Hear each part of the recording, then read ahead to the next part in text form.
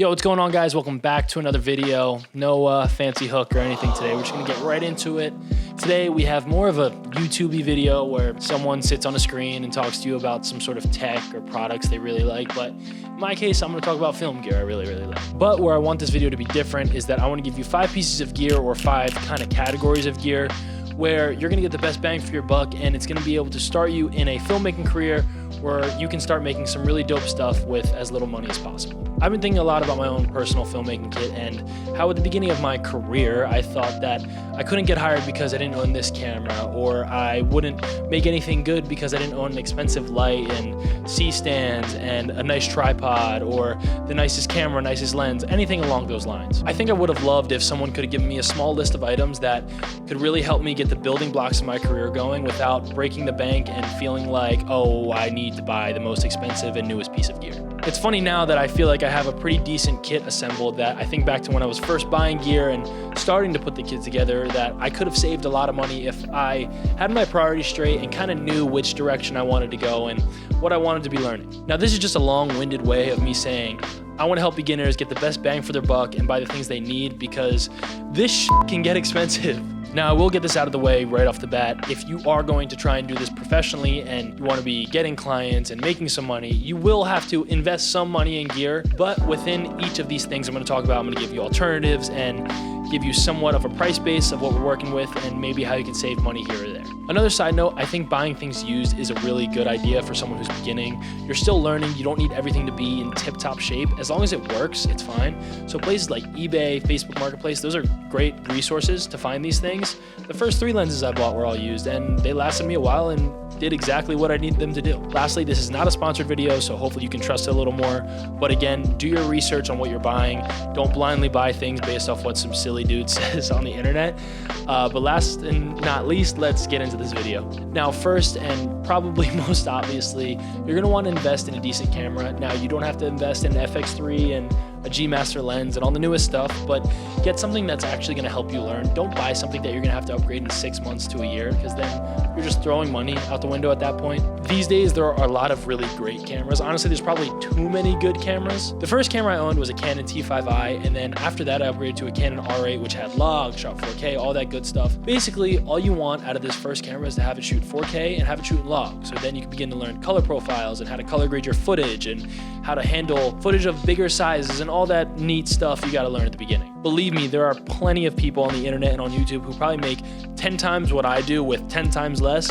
So really anything works, and that is something that people say, but I do think investing in a decent camera that at least has, again, 4K and log footage is gonna be very beneficial to you. Now, there are plenty of options. Like I spoke about, the Canon R8 is a great option, has both great video and photo capabilities, or you can get the Sony a6400 or even the Sony ZV-E10 are all great options. I'm sure there's a million I'm not thinking about, but again, just have that 4K and log footage, and as long as your camera does that, it can probably do a lot of things well, and you can start learning. There are a ton of cameras that do a bunch of great stuff, so just do your research, find what you think will work for you, and just start learning. Now, going right along with the camera recommendation, I think the next thing you probably want to buy is a lens. So here I have 2 different options for you. Firstly, if you are really balling on a budget, I think the Nifty 50 is going to be the best bet for you. A 50mm lens that'll allow you to play with low aperture ranges and just give you a lot to work with if you're learning. These lenses usually only cost around 200 to 300 bucks, and I think every camera brand has them. I'm not 100% sure, but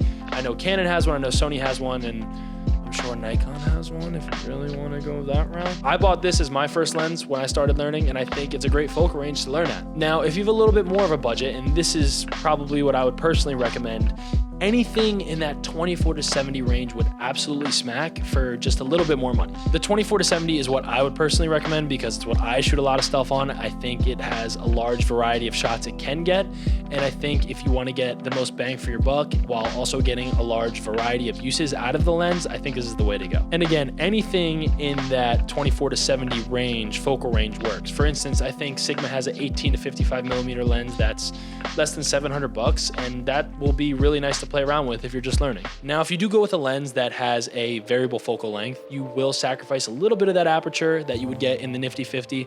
For instance, instead of a 1.8, it might go up to 2.8 or a 4 if you're saving even more money, which is okay, just something to keep in mind. Between the nifty 50 and these other lenses that are in that 18 to 50 to 24 to 70 range, you're gonna find something that'll fit your budget, and they're great to start with and won't break the bank. One last thing about the lenses, I would try and stay away from a variable aperture if you can. If you have to buy it because that's in your budget, then so be it, not a big deal, but I think the best thing to do is kind of stay away from that if you can. For my third piece of gear I recommend, and finishing the camera kit, I recommend a variable neutral density filter, or a VND filter, or an ND filter, whatever you want to call it.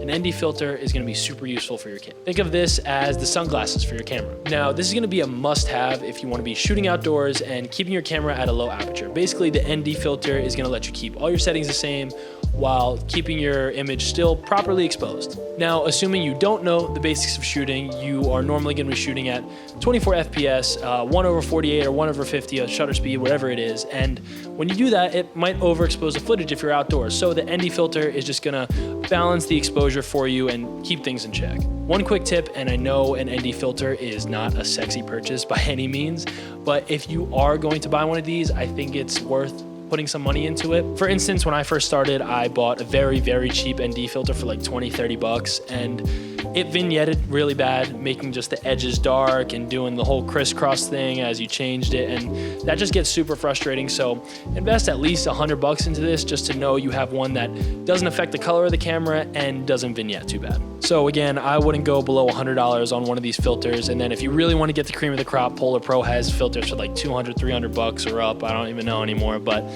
those are your options. Now, I kind of want to step away from the camera kit a little, and I think something that's very important for filmmakers to know is lighting. Now, I don't know what other filmmakers may think about this, but for me, one of the first things I bought lighting-wise were just newer panels on cheap stands. And I know this is not the best form of lighting, and it's harsh light and this and that, it's not quality, whatever it may be.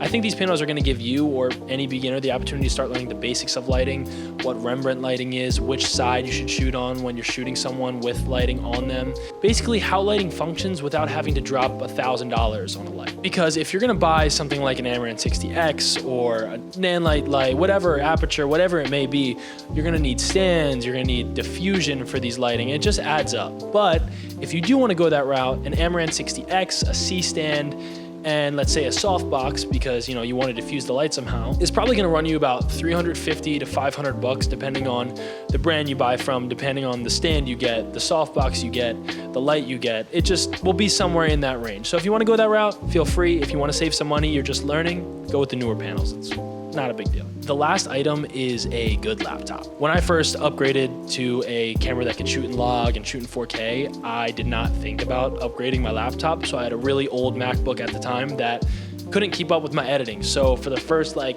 4 months of using a new camera, I struggled to edit anything because I physically could not, and that was really frustrating. So maybe even before you upgrade the camera, think about what laptop you have, make sure you have a good GPU, make sure you have enough RAM, make sure you have enough processing power, because it's gonna be really frustrating when you get a sweet camera and you can't even edit the footage that you shot with. Overall, I just know that a slow laptop ruined my creative process at the time, and I would not wish that on my worst enemies. So before getting a really nice camera, make sure you have a proper laptop. Oh, and if you also don't have an editing software, maybe consider spending money on that too, because how are you gonna edit the footage? Yes, you can use DaVinci, which is free, but that will have limitations, so chucking that in there as a little sidebar. So laptop, editing software. That's gonna be very important if you wanna edit the stuff that you're shooting. Hopefully you're able to kind of digest what I'm saying. I try to keep it real simple, short, and sweet, and maybe one of these recommendations you really rock with. If not, dude, just type some hate comments in the chat. Why not? And if you think I missed anything, feel free to leave it in the comments. I'm sure the 5 people that actually watch this will, read them and appreciate the feedback. Well, people, that's all for today. Just wanted to sit down and have a nice little chat with you. Quick one, kept it short, simple, and that's all. So have a great day. Thanks for hanging, and I'll catch you in the next one. Peace. Now, first and probably most obviously, I think it's important to invest in a somewhat decent camera. Now, you don't have to buy an FX3 with a Sony E10. What was it called? E10, these nuts? The Sony ZV-E10. No way it's called E10.